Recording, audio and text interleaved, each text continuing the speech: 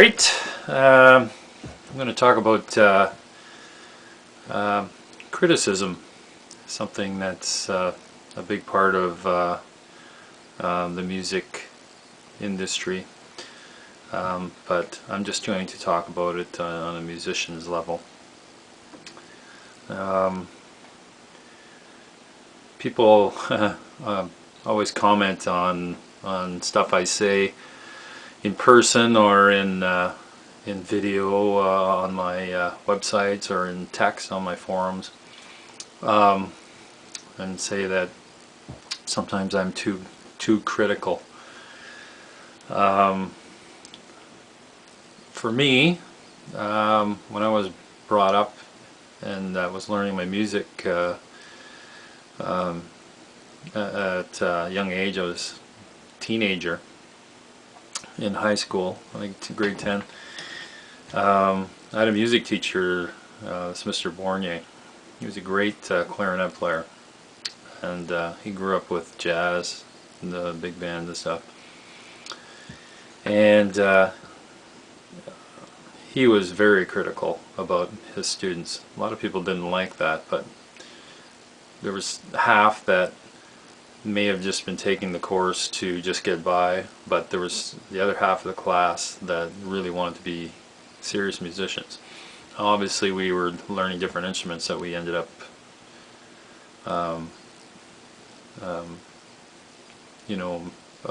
studying later in life, but needless to say, it was an experience to get that kind of criticism when you were basically just starting out.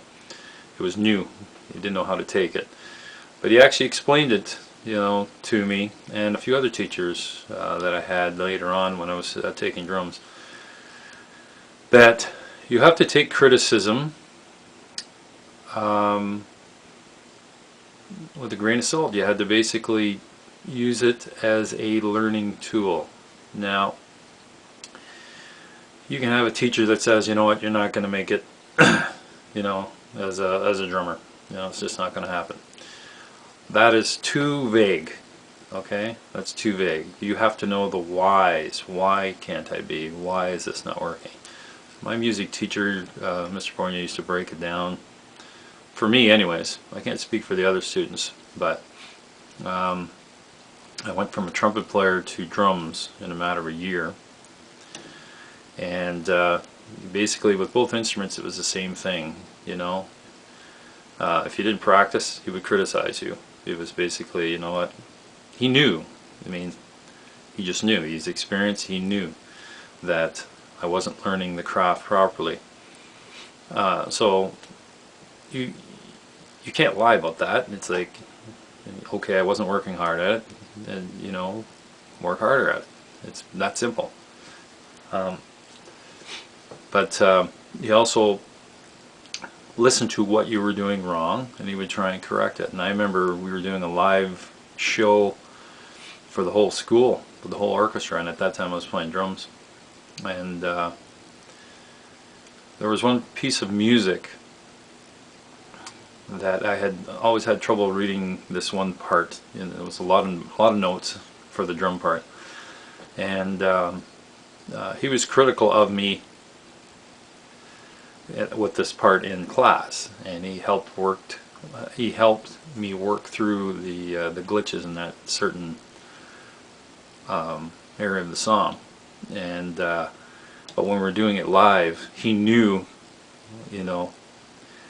that the criticism that he was giving me, and it's good criticism, in the classroom, he knew that tension was carrying over live, because as we're going through the song, he was a conductor, so he's conducting, and he knew I would be stressed at that part if I would screw it up or not.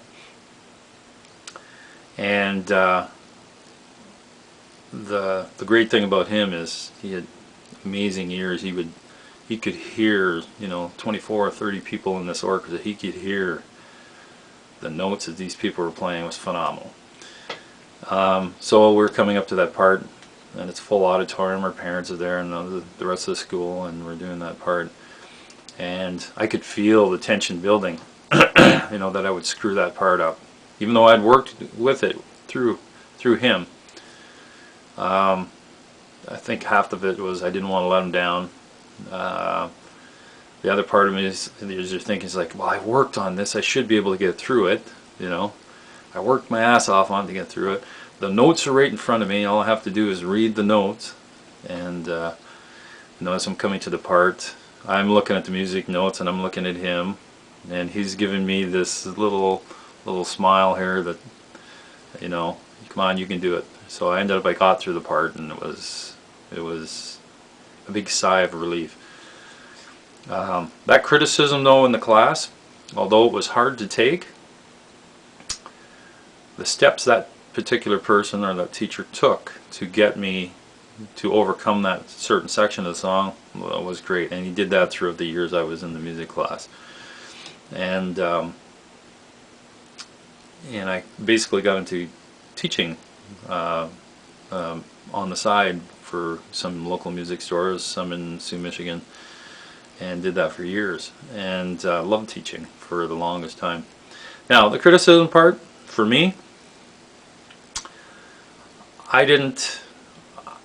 at the time, I didn't take it as a slap on my ego, because I was a beginner.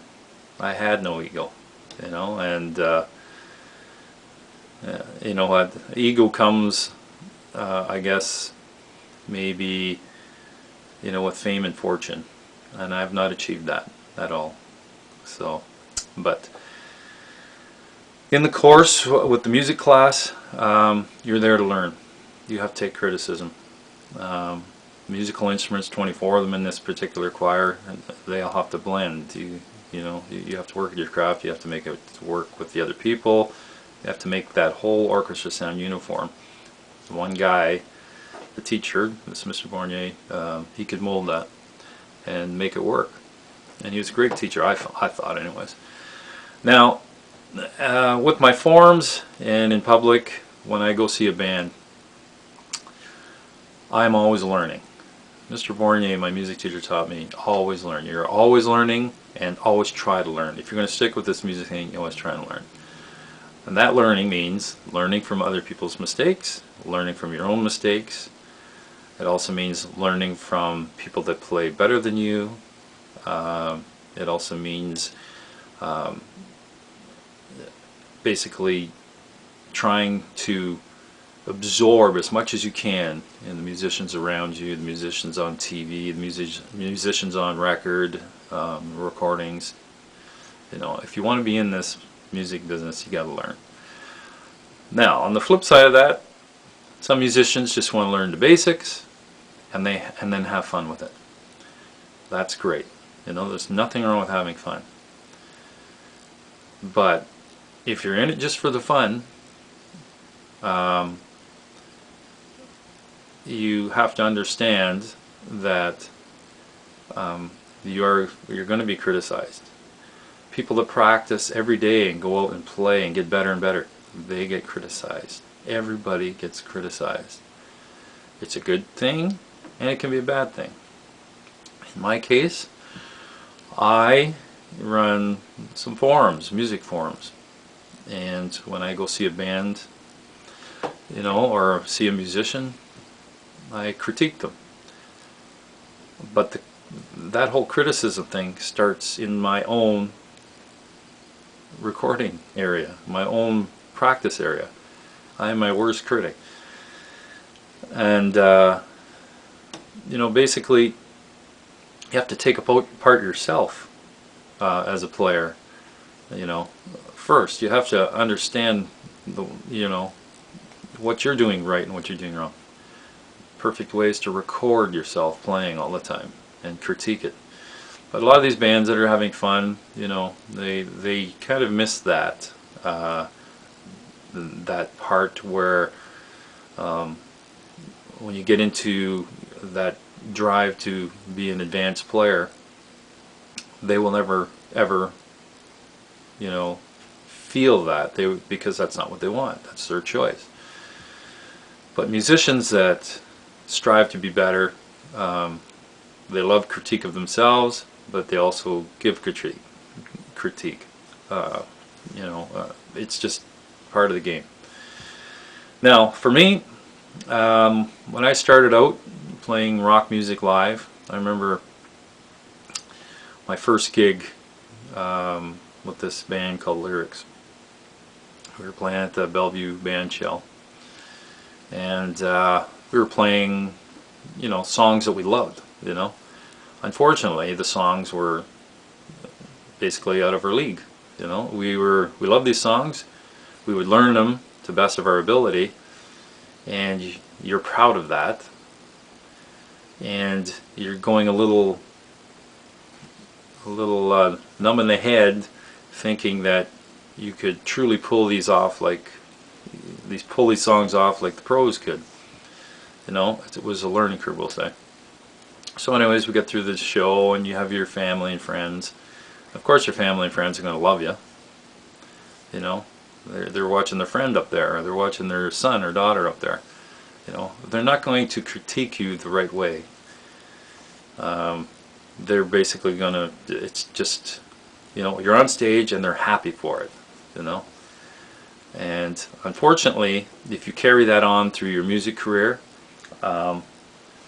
negative criticism is going to hurt that much more, because really they're not being as truthful as possible. They're just happy to see you up there. You know, they don't want to say anything bad. You know, they want you to feel good. But it can actually have a reverse effect. So anyways, we played the show, got off stage, and I remember this local drummer, great local drummer, Ange. I'm not going to say his last name, but we did a couple of Rush songs. At the time, it was like, I loved Rush. The other band members loved Rush, and it's like, you know, we were recording the whole show, by the way. So we had just finished playing the show, so you haven't heard the recording yet. So you're going, well, this is great, this was fun, you know, we pulled it off, yay.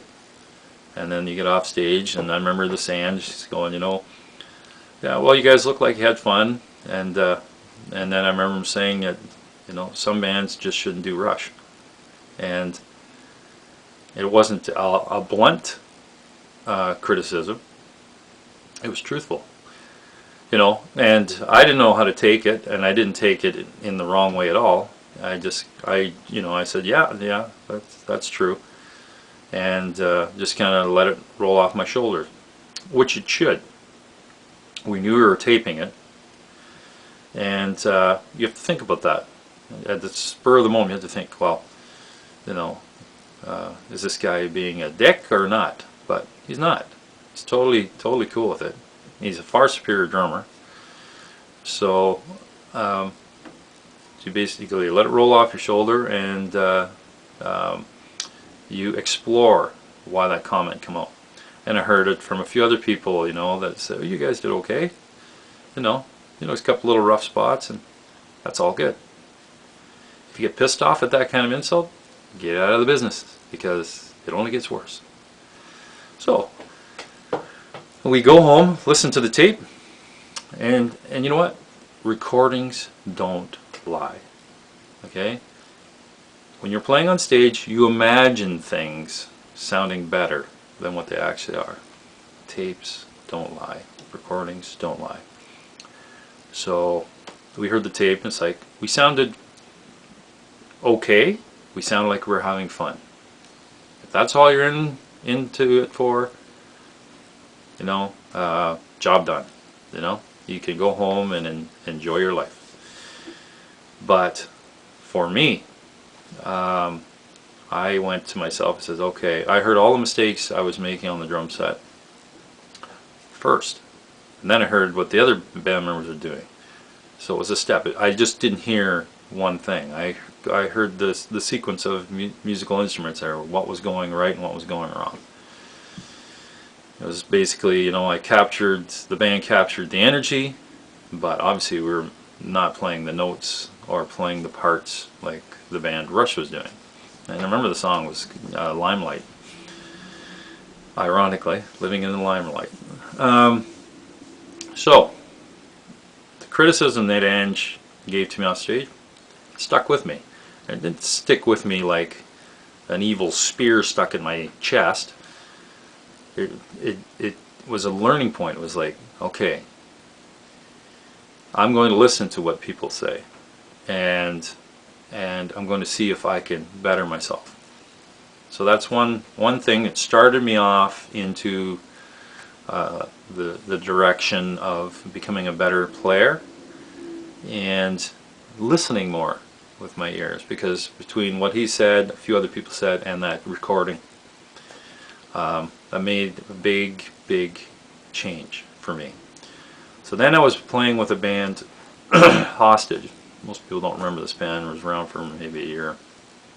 I was playing with good musicians, excellent bass player. Everybody in the band was excellent musicians. I took somebody's place in the band. The previous drummer, I forget his name now, but he had a different feel than me. Basically, I was playing to learn the notes, but didn't understand that there was another side to just playing the notes. You can just throw out the notes and play the notes well, but there's also a feel factor. There's a groove factor in there. Another learning thing. So this band, I remember them criticizing my feel. I didn't have the feel. The previous drummer did. Where I may have had the chops at that point, I didn't have the feel. These guys were looking more for the feel, you know, a rounded feel and a groove locked in. Whereas, you know, I could play the notes, but it's how I place those notes. So this band basically said, you know, yeah, you know what, you got to really feel it. Like, you got to make it, you know, like you wrote that song. You were just part of the theme to that song. I didn't understand that, and but it didn't take long before I tried to understand it. So when they said it, it's like, okay, well, you know, it's like another, you know, you feel it, you go, okay, well, that's pissing me off, but I'm not pissed off at them. I'm pissed off because what am I missing? See, you have to take it the right way. So it was basically, I go back into the study room, into my basement,